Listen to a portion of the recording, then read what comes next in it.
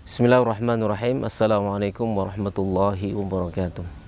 Para pemirsa yang budiman, rahimani wa rahimakumullahu ta'ala. Alhamdulillah, kita patut bersyukur kepada Allah subhanahu wa ta'ala, di mana di hari ini dalam sepekan kami diberikan kesempatan untuk mengikuti daurah pembekalan para da'i yang dilaksanakan oleh Sekolah Tinggi Ali bin Abi Thalib di Surabaya, di mana mendatangkan dua orang ulama.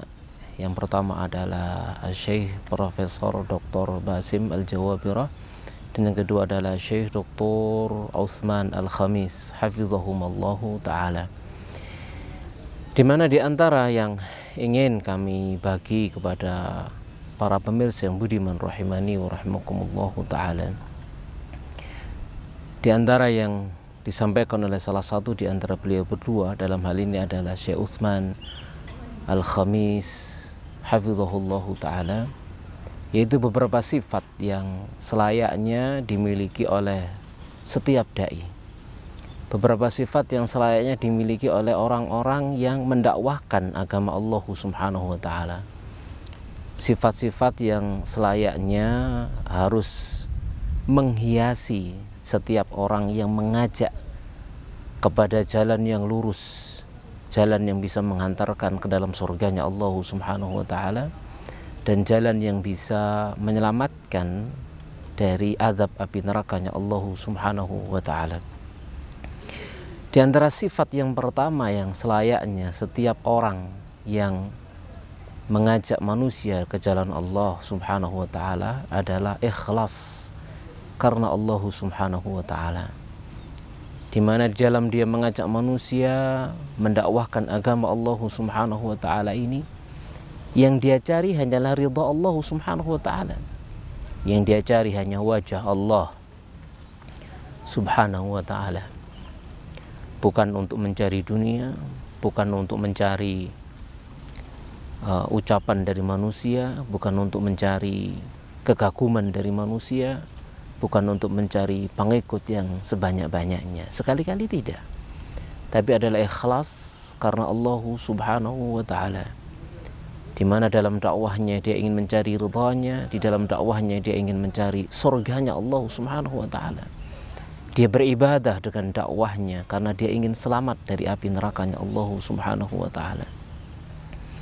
Kemudian di antara yang beliau sebutkan adalah hadis yang panjang yang sangat ditakuti oleh para da'i atau para ulama, yaitu tentang 3 golongan orang yang nanti akan menjadi pemantik api neraka, yang mereka ini adalah orang-orang yang pertama kali akan dilemparkan ke dalam api neraka. Yang pertama adalah seseorang yang dia mati syahid di jalan Allah subhanahu wa ta'ala, didatangkan nanti pada hari kiamat. Kemudian Allah subhanahu wa ta'ala perkenalkan kepada dia, tunjukkan kepada dia nikmat-nikmatnya, dan dia pun mengenalnya. Lalu Allah bertanya kepada dia, apa yang kamu kerjakan dengan nikmat-nikmat ini? Maka kemudian dia mengatakan, qataltu fik, aku berperang di jalanmu, kemudian aku mati syahid. Lantas Allah subhanahu wa ta'ala malah menjawab, kadzabta, engkau dusta, walakinnaka qatalta liyuqal huwa jari' faqad qil. Ya, kamu dusta, akan tapi kamu dulu itu berperang agar kamu disebut sebagai seorang pemberani, agar disebut sebagai seorang pahlawan, dan ternyata itu sudah dikatakan. Akhirnya apa yang diperlakukan kepada dia, padahal dia ini mati syahid zahirnya. Para pemirsa yang budiman rahimani wa rahimakumullahu ta'ala, akhirnya apa? Dia diseret di atas wajahnya, kemudian dilemparkan ke dalam api neraka. Kemudian yang kedua, orang yang kedua adalah orang yang Allah subhanahu wa ta'ala berikan ilmu. Allah subhanahu wa ta'ala berikan kepada dia ilmu, yang kemudian dia belajar ilmu, kemudian dia membaca Al-Quran. Nanti pada hari kiamat kemudian dia dihadapkan kepada Allah subhanahu wa ta'ala, Allah kenalkan kepada nikmat-nikmatnya, dan dia pun mengakuinya. Lalu ditanya oleh Allah, apa yang kamu perbuat dengan nikmat-nikmatmu, nikmat-nikmat yang kuberikan kepada kamu? Maka dia pun mengatakan, ta'allamtul ilma wa 'allamtuhu wa qara'tu fikal Qur'an. Aku belajar Al-Qur'an, aku belajar ilmu dan aku mengajarkan ilmu dan aku membaca Al-Qur'an karenamu atau untukmu. Akan tapi Allah yang Maha tahu tentang isi hati manusia. Allah berfirman kepada dia, kadzabta, kamu berdusta. Akan tapi engkau ta'allamtal ilma walakinnaka ta'allamtil ilma liyuqala huwa alim wa qara'tal qur'ana liyuqala huwa qari faqad qil. Akan tapi kamu dulu belajar ilmu agar kamu disebut sebagai seorang yang alim, baca Al-Quran agar disebut sebagai seorang qari, dan itu sudah dikatakan. Maka fa'umuru bihi fasuhiba ala wajihi hatta ulqiya finnar. Lalu dia pun diperintah hingga dia diseret di atas wajahnya, hingga dia dilemparkan ke dalam api neraka. Dan yang ketiga adalah orang yang Allah Subhanahu wa ta'ala berikan kepada dia kelapangan harta, lalu dia banyak bersedekah, tidak dia tinggalkan satu perkara pun atau satu tempat pun atau satu kesempatan pun untuk dia berinfak di dalamnya, melainkan dia berinfak. Akhirnya kemudian dia didatangkan pada hari kiamat, dihadapkan kepada Allah Subhanahu wa ta'ala, kemudian ditanya, dikenalkan akan nikmat-nikmatnya, lalu apa yang dia perbuat akan nikmat-nikmat itu. Demikian pertanyaan Allah kepada dia. Maka dia menjawab bahwasannya tidaklah tersisa satu tempat pun yang Allah ridha untuk berinfak di dalamnya, melainkan dia keluarkan hartanya untuk berinfak di jalannya itu. Maka Allah yang Maha tahu akan isi hati setiap hambanya mengatakan, kadzabta, kamu dusta, kamu berinfak, kamu sedekah, agar dikatakan dia adalah seorang yang dermawan. Dan hal itu sudah dikatakan. Akhirnya apa? Dia pun diperintah, kemudian diseret dia di atas wajahnya, hingga kemudian dilemparkan dia ke dalam api neraka. Para pemirsa yang budiman rahimani wa rahimakumullahu ta'ala. Nah, inilah pentingnya keikhlasan dalam segala hal. Dalam hal ini adalah berkaitan dengan mereka yang mengajak di jalan Allah Subhanahu wa ta'ala, di mana di zaman kita saat sekarang ini fitnah sangat besar meliputi dan mengelilingi para dai, di mana dengan media yang ada, pengajian-pengajiannya, ceramah-ceramahnya, tulisan-tulisannya bisa menyebar kemana-mana, dilihat oleh banyak orang, ditonton oleh banyak orang. Maka pada dasarnya itu adalah sebuah godaan dan fitnah. Kalau seorang dai tidak mampu menjaga hatinya, maka bisa jadi dia akan terseret ke dalam pintu riya, yang tentunya akan bisa membatalkan amalnya.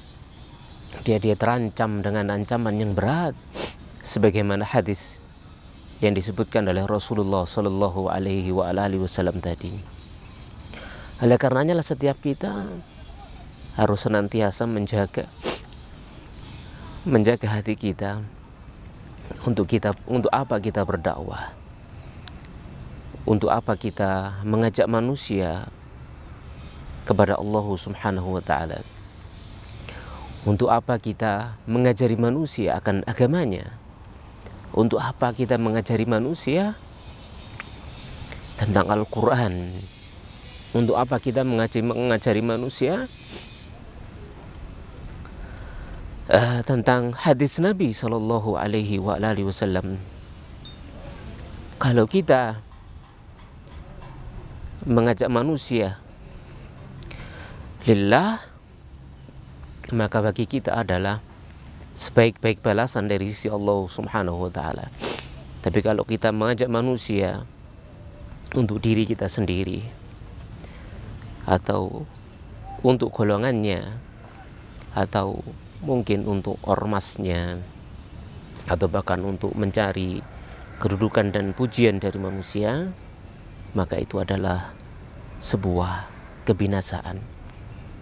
Maka haruslah setiap dai dan siapapun yang mereka memilih jalan untuk mengajak manusia di jalan Allah Subhanahu wa ta'ala, mengingat bahwasanya tujuan dia berjalan di atas jalan dakwah ini adalah untuk mengikuti Rasulullah Shallallahu Alaihi Wasallam sebagai pewaris para nabi yang mewarisi ilmunya dan yang mewarisi ilmu mereka dan yang mewarisi jalan dakwah mereka, yaitu mengajak manusia ke jalan agamanya Allah Subhanahu wa ta'ala, menyelamatkan manusia dari kebodohan, memberikan kepada mereka pencerahan agar mengikuti jalan yang lurus, jalan yang diajarkan oleh Allah Subhanahu wa ta'ala, yang bagi setiap orang yang menunjukkan kepada kebaikan, maka baginya ada pahala dari setiap orang yang mengikuti petunjuknya. Maka semakin banyak tentunya orang yang mengikuti petunjuknya, mendapatkan hidayah karena sebab petunjuknya, maka bagi dia adalah pahalanya. Man dalla ala khairin kafailih. Siapa yang menunjukkan kepada satu kebaikan, maka dia seperti pelakunya. Maka ini adalah satu berita gembira dari sisi Nabi kita Muhammad sallallahu alaihi wasallam. Dan inilah yang harus menjadi pegangan setiap dai atau setiap orang yang ingin membawa agama Allah Subhanahu wa ta'ala. Al-Um TV, Samudra Ilmu, Selaksa Hikmah.